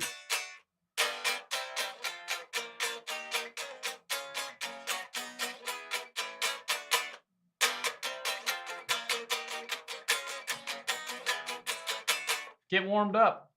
It's a great warm-up exercise. You know, I make it look probably make it look pretty easy, which if you're playing these chords at home, they probably are not so easy, which I totally understand that. The bar chords, I mean, let's see.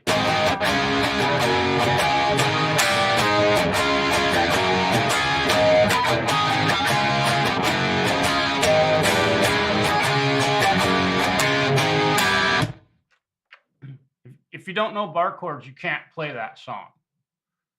You literally can't play it. You could play it.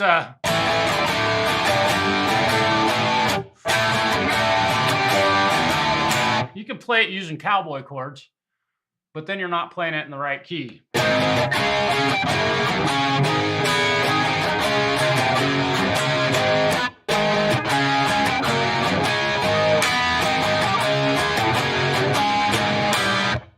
I think your dad and I played that song when we were in a band together. In fact, I'm pretty sure we did.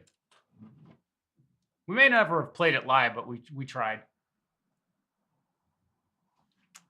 But like, there's another song by Green Day. Let me see if I got. I don't know if I've got a. I don't know if I've got. Maybe I do. Let me see if this has a. Do I have a tremolo? Oh no, I know. Hang on. Let me add. Is it Petrucci? Maybe. I'll see. Let's see if Petrucci has one. Let me make this bigger. We'll make this large. Large flies. Come on.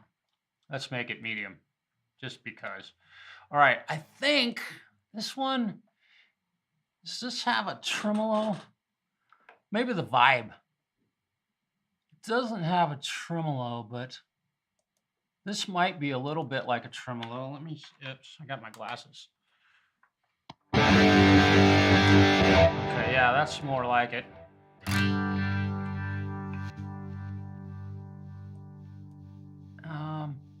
Now let me try this flanger. Oh no, that's not it.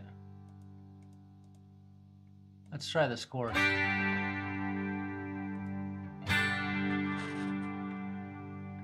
I don't know. Oh yeah.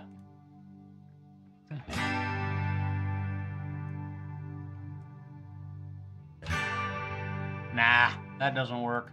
This Vibe is more like it. Let's see. So we need to speed this up.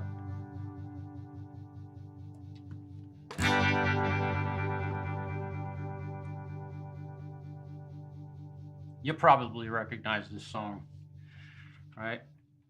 And on the record, it's played right here, but everybody plays right here, right? Everybody plays the song right. That's not where it's actually played. They play it with bar chords.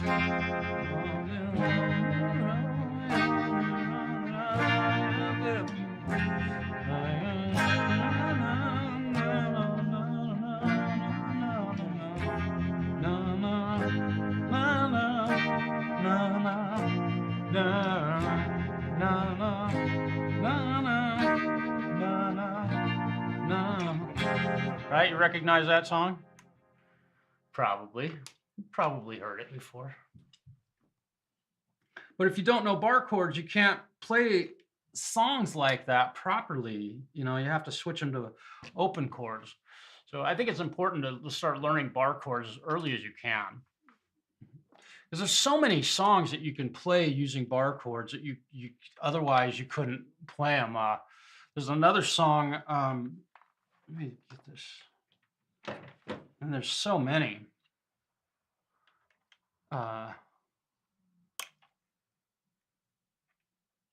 Let me show you this other one. I would love to not have to wear headphones, but unfortunately I can't. Uh, yeah, there we go. Oh yeah, that's a little better. I probably hear myself a little bit. Ooh, I just beat my guitar. Okay, okay, so we'll turn this off and let me look at my effects here. I think I've got some delay on this. I don't want. Yeah,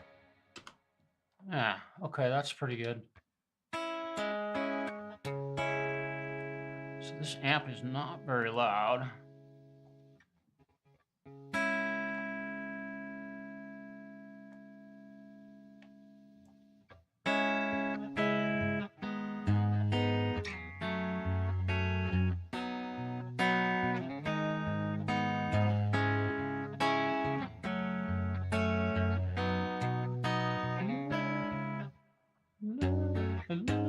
I can't remember.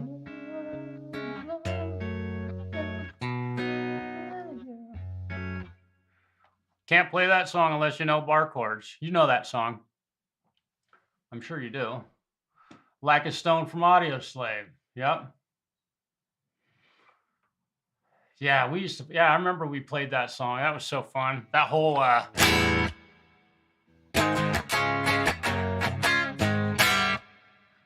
Let's stop. What the heck?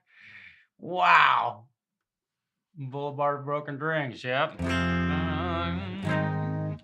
And the reason it's played like that is because at the very end of that song, it goes.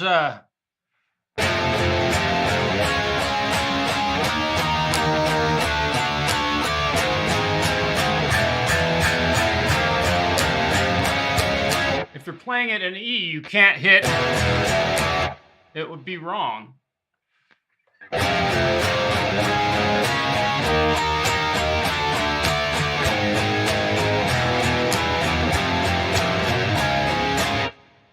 But everybody.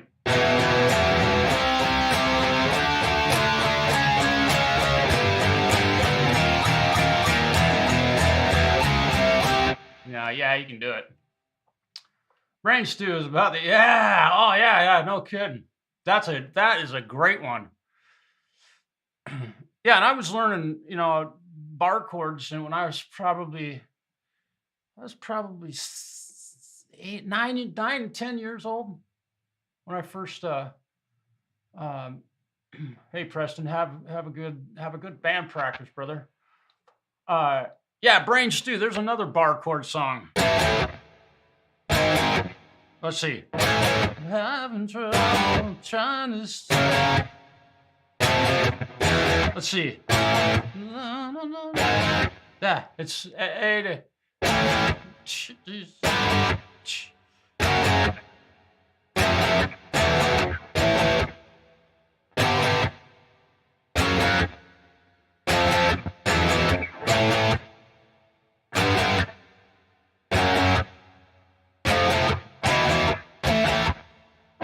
But with bar chords, you need one shape, and you can play so many songs with one shape, one chord shape. I mean, you can play a whole song with one chord. All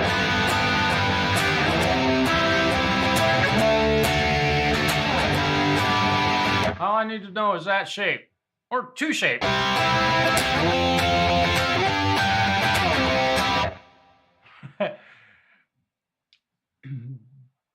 Bar chords make playing songs very simple. And I know I'm making it look really, really easy, but it'll take you some time to develop your bar chord technique. But your best friend is to pick up your guitar and just play it every chance you get. Because who was it? Who was it? It seems like and then also there's a guy who is a far better teacher and one of the most knowledgeable musicians I've ever run into. There's a guy who has a YouTube channel called Rick Beato, and I would highly recommend watching every video that guy releases. His stuff is very complex and a lot of his stuff even goes over my head in some cases. Not much of it, but a lot of it does. I don't fully understand what he's talking about. And you can watch him play, and it's just like I know what he's talking about, but I can't keep up with the technique that he's using. But Rick Beato is a fabulous teacher. And his something that I really appreciate about him is his insistence on ear training.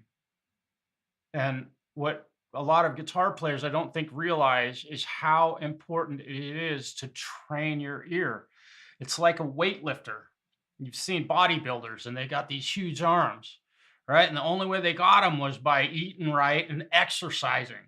Well, we have to do the same thing with our ears so that when we hear a chord, just out of the blue, we can not necessarily name it by having perfect pitch, but almost perfect pitch. And you're young enough that if you wanted to, you could develop perfect pitch. It would take a lot of work, but it would take you probably 2 years to develop perfect pitch where somebody could play a note on a piano. Like I could play a note on my guitar and you'd be able to name it. Yep, there it went. Just glitched. That was a perfect timing. I am almost certain everybody heard that. I'm hoping that you heard that. Did a little glitchy glitch.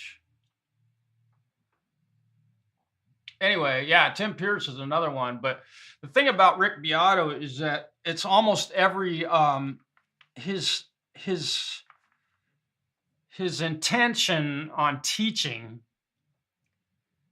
is always focused on actual educational parts of music.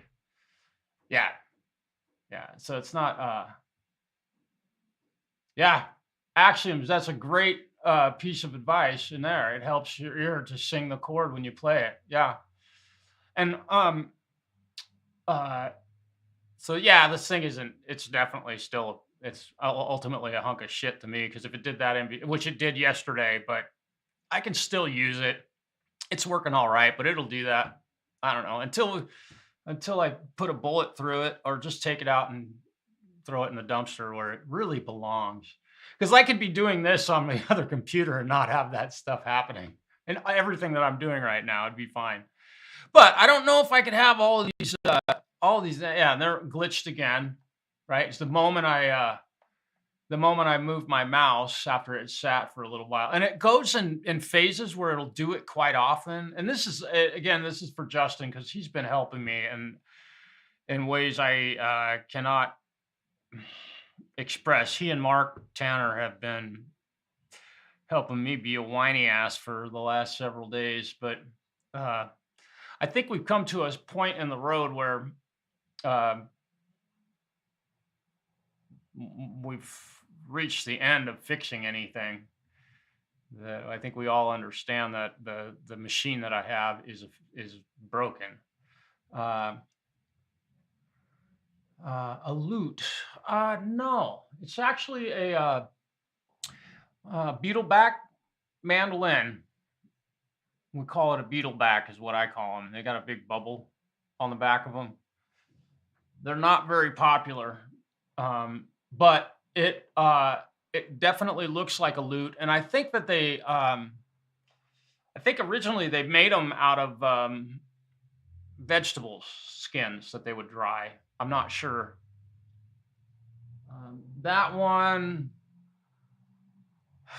we're estimating it was built before 1900. We don't know the exact date, but we're thinking the 1890s was when that one was built. It's been through 3 house fires now, and it survived all 3 of them. Armadillos, right? Yeah. And that one, it needs, I haven't had time to fix it. It needs a lot of work. And to be honest, if I wanted to play a mandolin much, I would either buy one or my neighbor Robin has a really nice harmony mandolin that I can borrow at any time, and in fact, it's downstairs at my plumbing shop, right, or my guitar shop. I can bring it home anytime, but I'm running out of spaces to put stuff.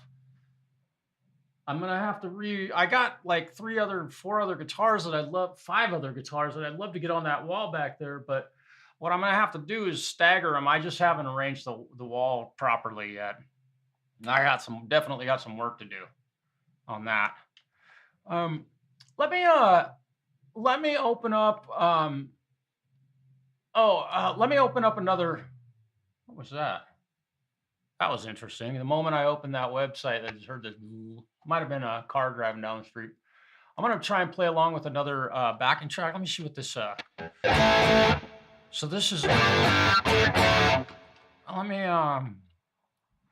Let's see. I don't have this one set up. I don't think I can. Yeah, I don't. It doesn't. It doesn't let me. Yeah, I'd like to be able to turn this on and off. I just let me program my foot pedal real quick. I'll show you my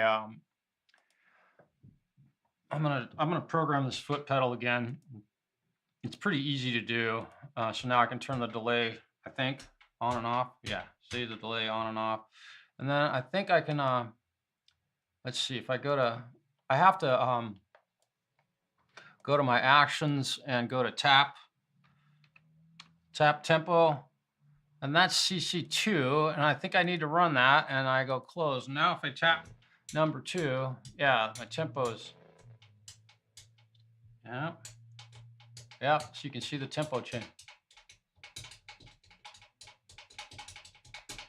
Yeah, it's changing, very good. Okay, and then I need to set this to sync with the, okay, that's good. Okay, so now I got my delay on and off. Reverb is, I think I can turn that on and off. No, I can't. I got to program that.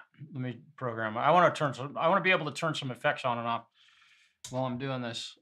I'm going to play along with another backing track just because I need some practice. And then I need to be able to use my wah pedal.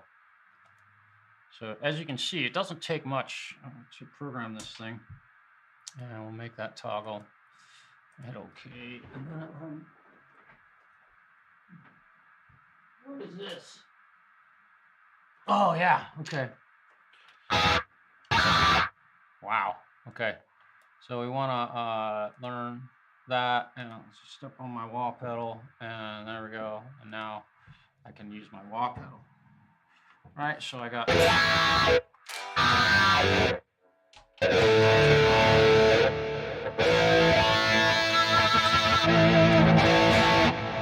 That sounds pretty nice. I'm really digging that guitar tone. Let's see. What kind of music should I pick? What kind of backing track is that? Okay. Jesse Jones. Oh yeah. I've talked with Dwayne Boyer about that instrument so many times. Yep. And I was fortunate enough to get to hold that instrument one time. So I have seen a Lloyd Loar. And what's interesting is that they get talked about a lot, but very few people have actually seen one, like in real life. What a special instrument. And I had a lady recently come in for some work on her mandolin, and she called me up and said, "I have a Loar mandolin." I was like, "Yeah, you have a Lloyd Loar mandolin?" "Yeah, it's a Loar. You need it set up?" "Yeah, I need it set." She brought it in. Of course, it was a brand new Loar. They put his name on the headstock. It's like, oh. I wasn't tragically let down, but it would have been cool if it was a real one. Yeah. Well, and it was at one of the String Helix recording sessions when he handed it to me when they were doing that. And I remember that band being such a big deal, and they just, man, it was so tragic to see those guys not really do much. It just, but they all went on to do other stuff, of course. I'm pretty sure they did. Let's see. What do I want to do? Let's see. C sharp. Let's see. Acoustic guitar backing track. This soothing track in A minor. No, I don't want an A minor. C nights. A minor. God. Melograve jam in G. Yeah, let's do. I don't. Well, let's do it in E minor. What the heck? So this is Tom Bailey backing tracks.